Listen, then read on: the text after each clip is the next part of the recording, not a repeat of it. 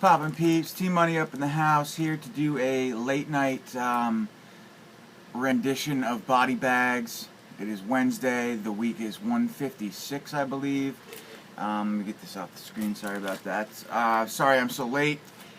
Long day, just woke up from a nap to be honest, so I am not my usual spunky, full of energy self, but definitely wanted to get a review in. So the review I wanted to do this Wednesday is a film that is full of glare. You can't even see the title.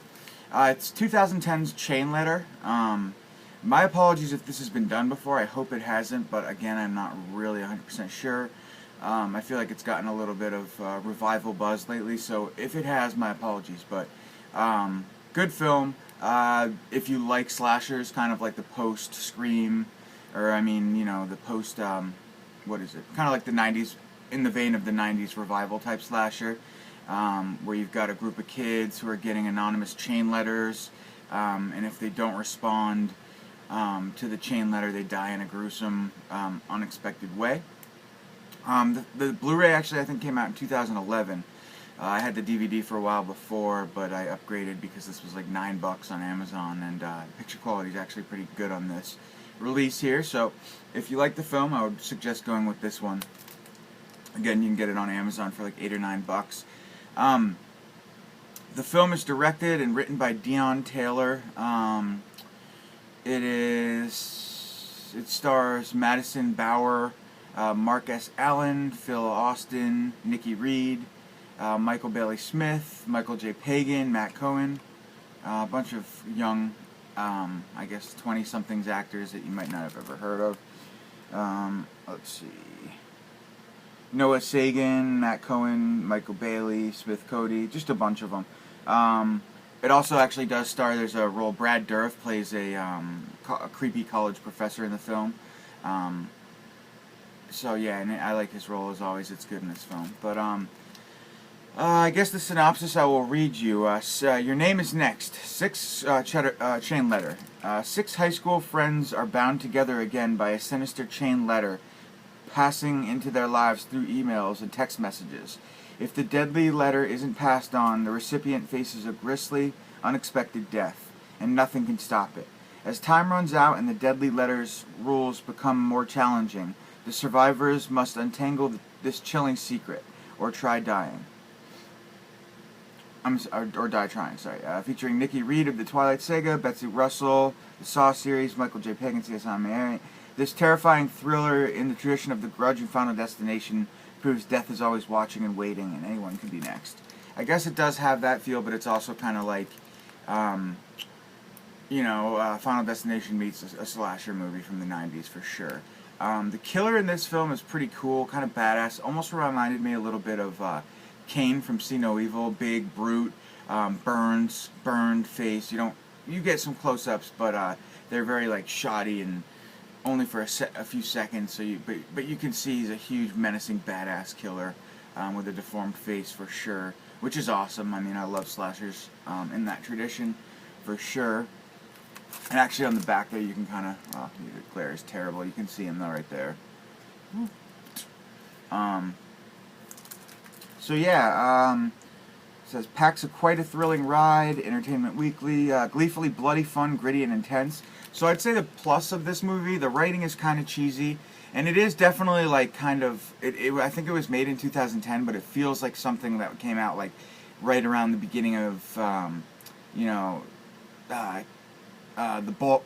what is it called? The bulge in, that's the wrong word, but the spike in like cell phone use and text messaging and stuff like that. It really pushes that. It's a very like, what do you call it? Stumbling over my words here. God. Sorry guys. Technology-based horror slasher film. It relies heavily on the fact that technology is used, and basically that's kind of like the theory is the cell phones and technology these days cuts out human interaction, and therefore causes for a psychopath to commit murder. Kind of, not really, kind of butchered that, but definitely along those lines with technology for sure. It's definitely plays a heavy influence in the film. I guess what I like the most about the film, I would have to say, is the gore. The gore is really good, really fucking good. There's some really brutal kills. One, and I don't want to spoil anything, but they're very graphic, very intense, very, you know, keep you at the edge of your seat. You know, teeth clenching. Like, I was really like, some of these gore scenes were as brutal as anything I like. You know, or you know, as brutal as anything I've seen in any other films for sure. And mostly practical looking effects. Not, if they are CGI, they're good. It's good CGI. It's very, very real looking. And like I said, very brutal, very no holds barred. So I would recommend the film for the kills alone, definitely. Like I said, the script mediocre, nothing amazing here. I mean, based on, you know, it's a technology slasher film from 2010, very generic. But you know, about your typical group of kids who are getting slashed and dashed one by one. And you've also got the police detective who's trying to investigate and help the families of the kids who are murdered one by one. And you know, there's obviously your typical what do you call it? Hidden ending. Sorry guys, I'm super tired, but surprise ending or whatever. You know, it's not so cut and dry, or so you gotta stay tuned for that. But it's definitely got, you know, the traditional police detective interviewing the families and who wants to save the day and what's going to happen to him, and that whole thing as he's trying to figure out who the killer is and unravel the mystery of the chain letter killer. But yeah, I mean, that in itself, you know, the fact that it plays so heavily on the new age of technology, and like, oh, if you don't stand by your cell phone and answer this text message, you're going to be a dead teen, pretty much, is lame. But like I said, the movie is definitely compensated by, I mean, the gore is just outstanding. It definitely makes it worth all the while. The kills are great. And, you know, the acting is generic and kind of cheesy, but it's not overly bad, I wouldn't say. I'd just say it's pretty generic, and there's not too much good going on there. But yeah, let's see if I've missed anything here. Let's see. Directed by Deon Taylor.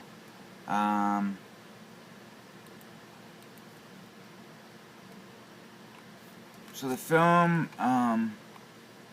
another synopsis: a chain letter is forwarded to a kid online. He decides to forward it to some of his friends. Those who forward the chain letter live, those who don't die. So yeah, if you ignore the letter, that's when you die in the movie.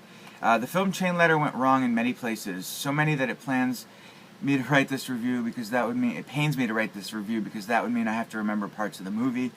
This person thinks it's boring, unimaginative, and downright stupid.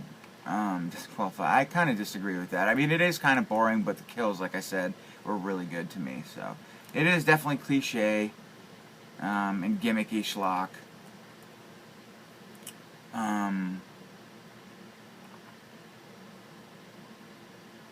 And it's definitely like akin to I Know What You Did Last Summer and Scream, those type of films. But yeah, most of the reviews on Amazon and IMDb here are pretty bad. So I mean, I'd say stay away from it. I mean, stay away from these reviews if you want to just have fun with it. You know, like I said, it's nothing great, but it's definitely a decent slasher film, I think, from the late 2000, or you know, I guess 2010 era. So yeah, I don't want to blabber on and start repeating myself. So that's Chain Letter from 2010. Check it out if you want. If you like slasher films and you want to see some new creative ways that people are killed off, I would suggest it. If you want a good movie with a good plot and, you know, very good storytelling and acting, I'd say stay away from it. But yeah, like I said, you pretty much know what you're getting into with Chain Letter. So yeah, that's it, guys. That's my review for this Wednesday. I'll catch you next Wednesday. Next Wednesday on my review for this Wednesday. See you next Wednesday on Body Bags, and that'll be 156 or 7. Yeah. All right, guys. Peace.